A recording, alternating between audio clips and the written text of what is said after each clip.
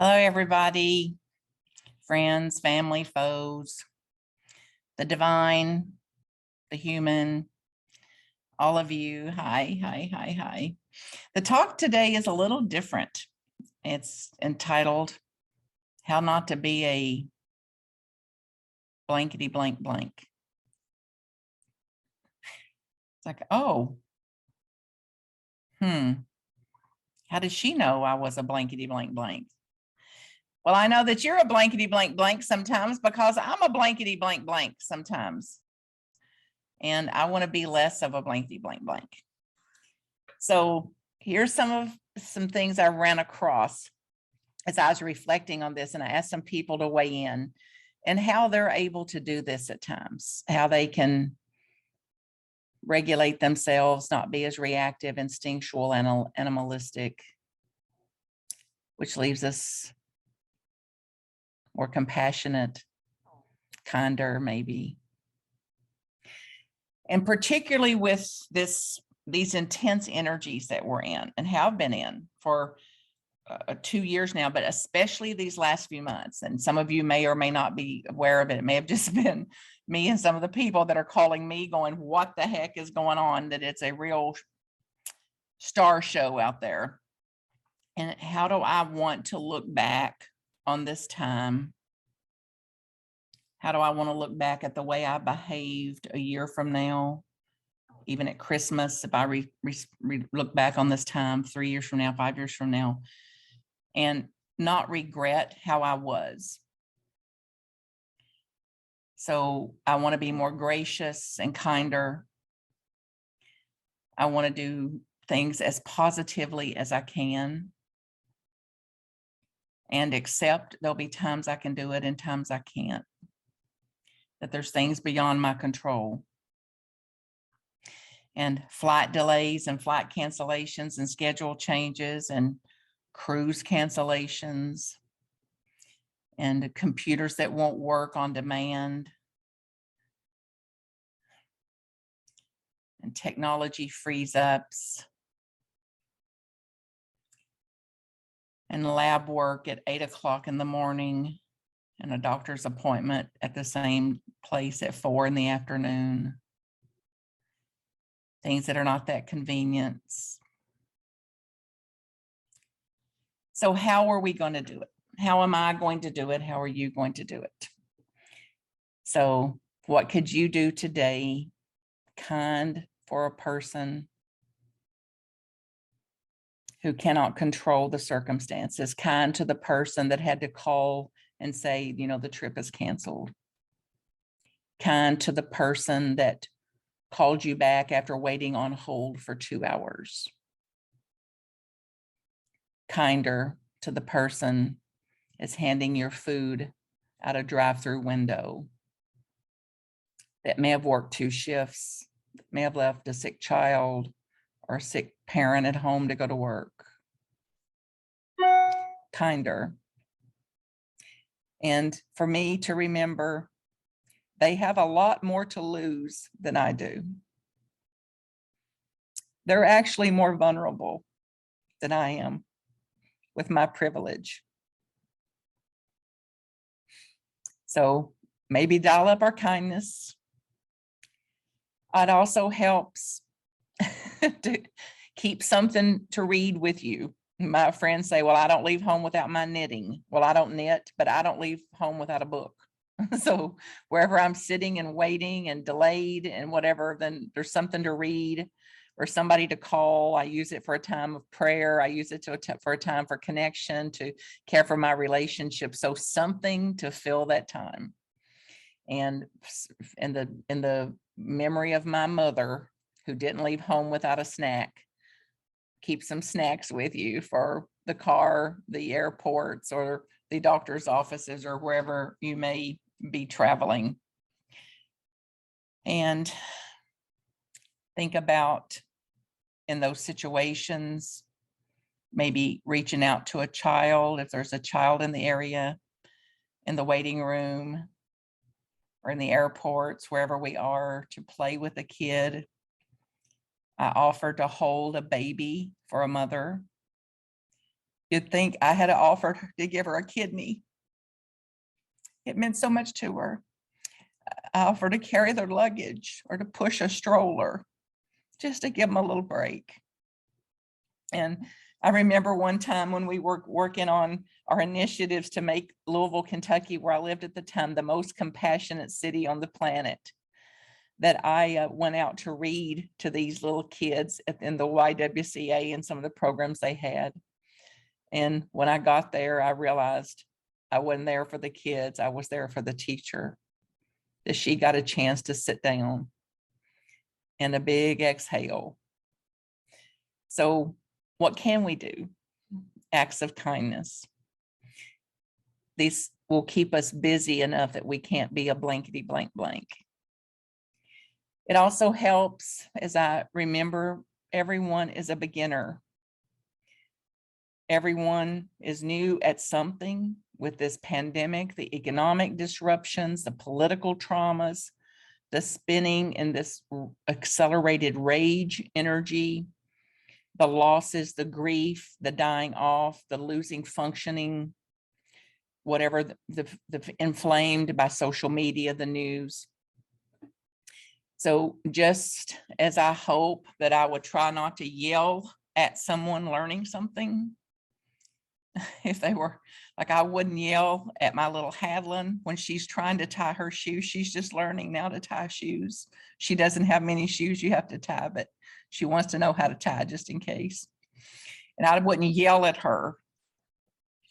And I won't yell at her when she's learning to cook a little now and things like that. So remembering that everybody is in a state of learning helps me to be kinder, more patient, more understanding.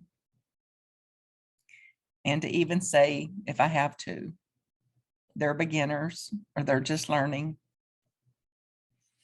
And I'm just learning too, for sure. Starting again today, how to be less of a blankety blank blank. It also, one of the things I do is to speak the people that are in service by their name. So we just went to the Lego store and they were very proud. Like, we got a survey. Do you think you could remember my name? And I said, absolutely, I can remember your name. And I called his name and he said, okay, I think you will. And I said, I definitely will. And then I actually went home and did the survey that he requested and called his name in that survey. It's easy to do this because most of them are wearing name tags. It's also to find something to compliment, some way to compliment them, some way to tell them they've done a good job or that you appreciate something that they're doing.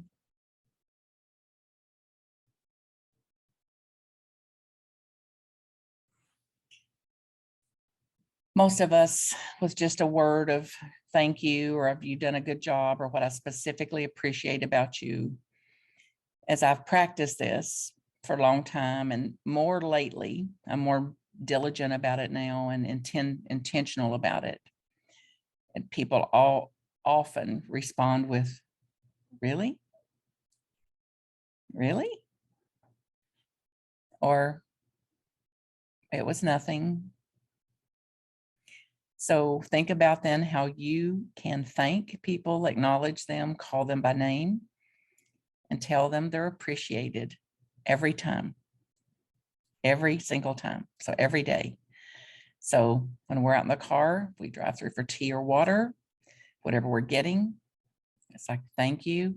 And then with the spirit of my 6-year-old who's often with me this summer, I say, have the best day ever. And if I don't remember to say it, she reminds me. So you may hear our little voice in your head too. I've also learned to lower my expectations for my own sake of sanity and peace. So that now for these few times that I fly, I'm traveling less now. I'm actually on the plane. It's taking off only 10 hours later than planned.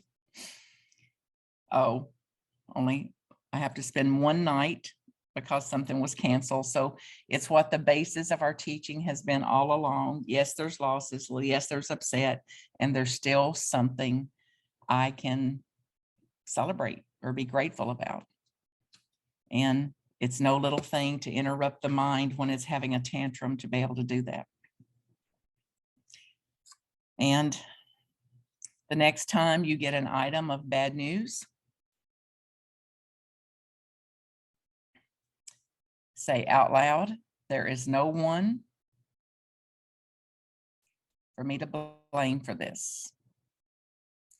I'm not going to blame anybody for this. I'm going to do less blaming. And then don't. It may make you smile. It may make you furious because the ego, see, doesn't like this a bit because it gets off on blaming and displacing blame. And that includes when I get home, I'm not going to blame anybody there either for whatever's going on in that house.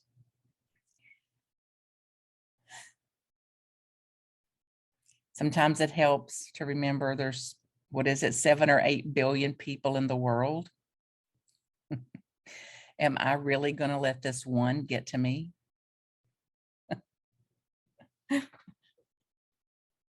Whatever works, so we won't be a blankety blank blank.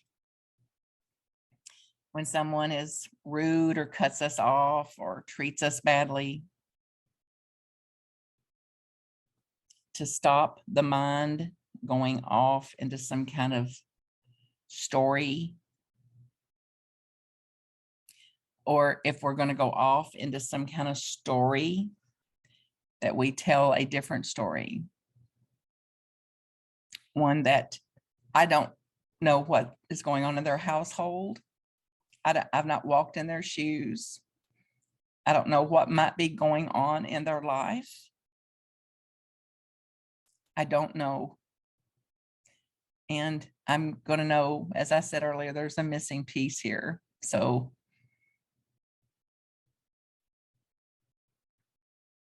I'm going to be a person I'm not going to regret tonight that I did something. And I'm not going to put them and me out of my heart.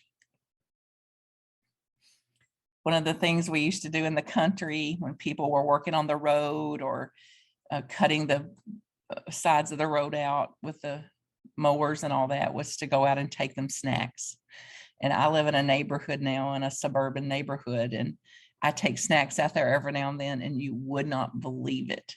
What, just offering them something. It's like kids.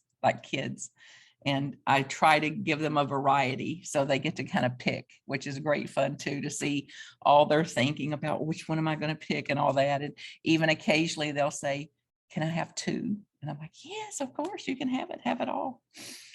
So thank you notes,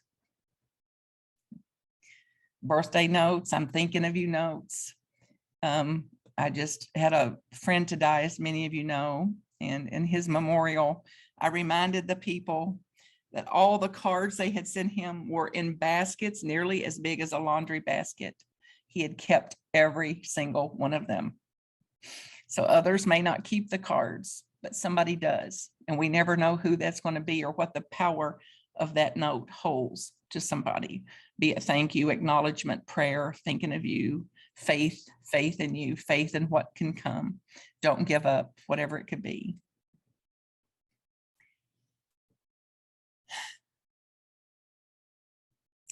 How not to be a blankety blank blank. Write to me. Tell me how you're doing this in the world. Send me a note, marthacreek@gmail.com. marthacreek.com is the website and the email and all that's there. My phone, you can text it to me if you want to.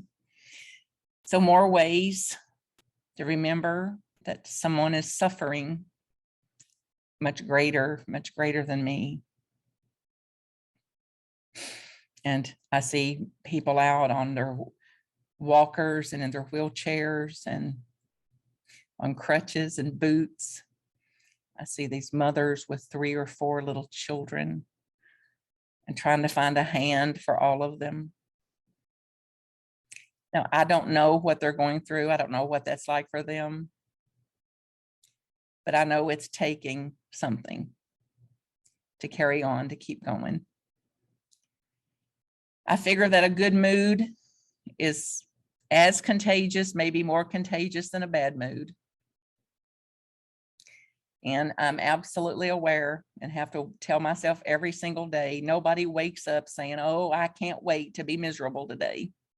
Oh, I just can't wait to irritate somebody. I just can't wait to be the bearer of bad news today.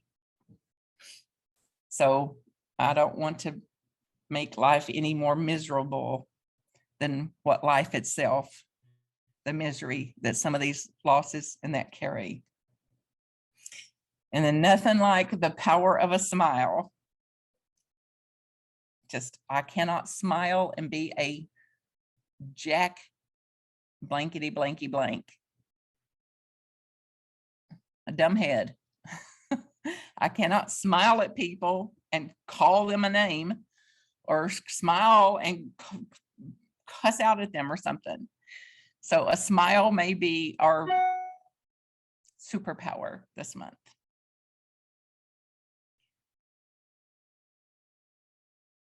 And to be cautious about self-pity. It blocks sane, sensible action. And the more I indulge it, the more I feel it. The more hopeless and dependent and stuck I feel. And then the more hopeless and stuck and frustrated I feel, the more apt I am to be a blankety blankety blank. And one of my favorite things to do is to tip outrageously. Tip. I'll save that for another talk because there's life-changing stories tied up in that one. All blessings to you. I know you're not a blankety blankety blank. I know you're a divine blankety blankety blank. And may these tips lift you up in joy. May these tips cause your tail to wag. Again, a new renewal for you to say, there's some things I cannot change and there's plenty I can. And I've got some new ideas today about how I'm going to be the difference in the world that I want to see. So be it. And so we begin again. All my love to you. marthacreek.com to contact me.